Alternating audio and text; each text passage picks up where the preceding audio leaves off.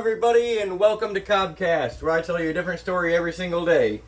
And I still have my barrel that I'm going to use as a chair, because why use a chair when you have a barrel, right? I am sorry for the similar background as to episode 3. However, if you do notice the one difference, go ahead and leave it in the comments below. I'm still going to have this cat on my lap most of this time, just because that's how cats are. And he knows that I'm doing something, so he's interested and he's trying to get attention. Today's story is called Lightning. And a little bit of background on this story is where I used to work. Oh, and I did bring a prop today, if that helps. Where I used to work, still do occasionally, but there's a truck stop right down the road from me, where semi-trucks come in and out, and it's a mechanic shop. So, working on air brakes, changing tires, and it's not a truck stop in the means of fueling up. It's more of just like a home base where they park the trucks for trucks that are gone only one day, and then they have to have somewhere to park them, or trucks that are gone all week, and then throughout the weekend they park them, and they have multiple lots where they could park them, but they need maintenance over the weekend for the trucks that are always gone.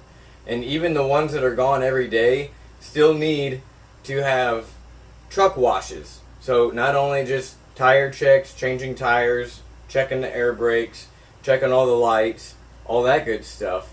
What we also have to do is wash these trucks. And it does not matter what time of year that it is. It could be the coldest part of the winter. It could be hottest part of the summer. The trucks are still going to get washed either way. Because in the summertime, there are going to be bugs, moths. Heaven forbid somebody hits a deer in one, because that's not fun to wash. But there are generally problems that happen with these trucks between the times that they're gone and the times they come back. And I mean, they're not Mack trucks. There's let's see. So the types of trucks vary between all of the semi-trucks. I mean, a lot of people want to just call them trucks, but they are semi-trucks, if that's what you want to call them too. They're big trucks with a trailer that can haul them. Alright, flatbeds, haul tankers. We do a lot of tankers, gas bottles for like ammonia, even some fuel. A lot of it's grain trailers. And well, sometimes we wash the trailers too, but a lot of the trailers actually belong to the companies that they haul for. And normally we don't wash trailers or bottles unless they belong to one of the farms that is actually in company with us. But like I said, I only work with them periodically. It's usually only a weekend thing. But regardless, they have to be washed to get the bugs and ice off and whatever for storage until next time they're going to drive them. Well, while doing said washing, you have to use this pressure washer that runs on kerosene, and I don't know how to describe it other than maybe a third of a fire hose. It's not quite like spraying a fire hose, but it'll knock you on your butt, especially if you're smaller statured. I'm only about $1.45. So, yeah, you gotta kind of brace a little bit. It's not like sandblasting with steel shot where it's shooting a shotgun that doesn't ever stop shooting, because that'll make you go flying across the room if you're not careful. And hell, you know what? I could make a video about that too for the future. So, any hoodle. One of the things that we would do is pull the trucks in, back them up into the bay, and then it was one person at a time. Well, there was one pressure washer. It ran on kerosene, 190 degree water. And we would pull this hose out and then walk it all the way about the length of the truck. Well, past the length of the truck.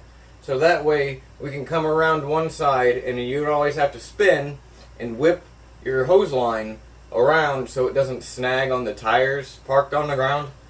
And you'd spray part of what you can side all the way up to the driver's side mirror. And then you'd spray the cab all the way from there. And then you'd spray the back of the cab. And then you would start spraying frame.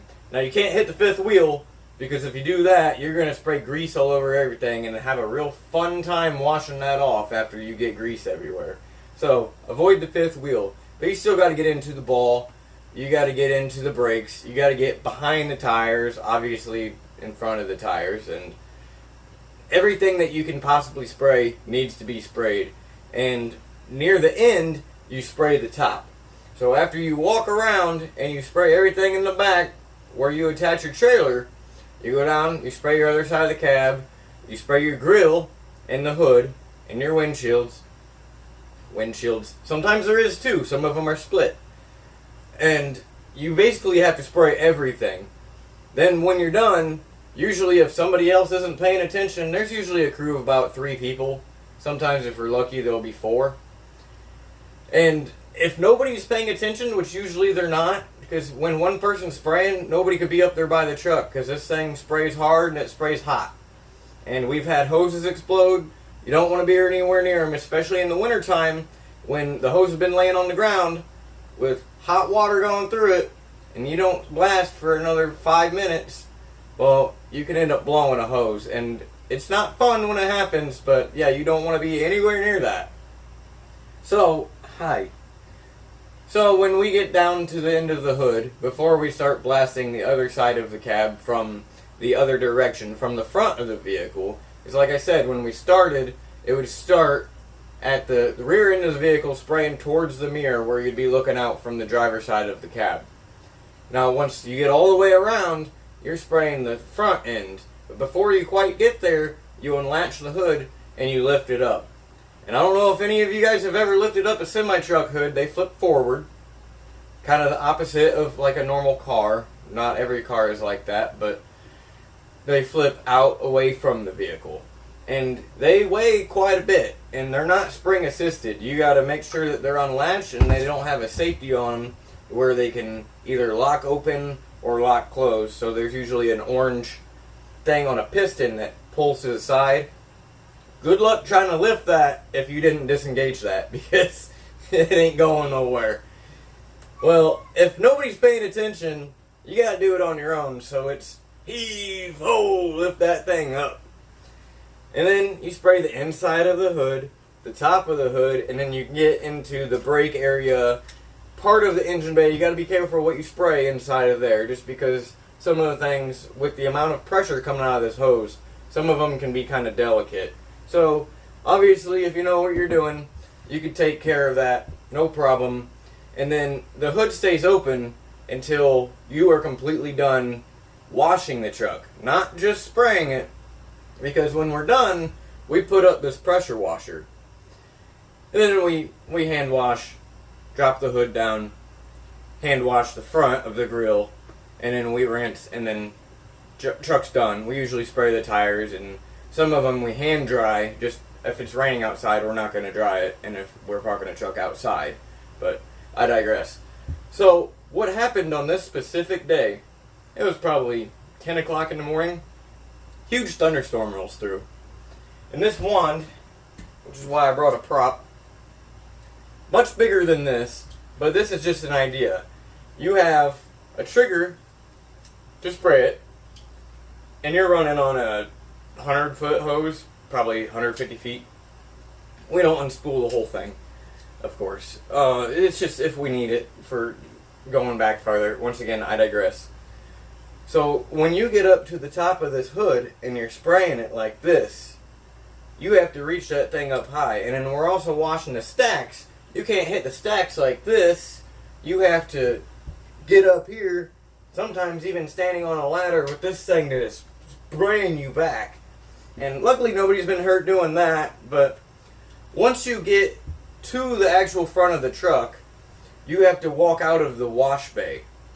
You have to pull your hose all the way out far enough to when you're done washing that side and you start doing the front, that when you go to walk around, you can pull the hose around and yank this loop, which you have to turn a certain way in order for it to work right and efficiently.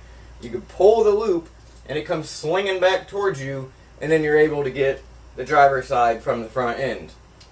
Well, you have to walk out into the road with this sprayer, And when you do that, it's normally not a big deal. Watch for traffic, of course, but most people know what we're doing every weekend, and you know, they see us standing out there. They're pretty courteous about it.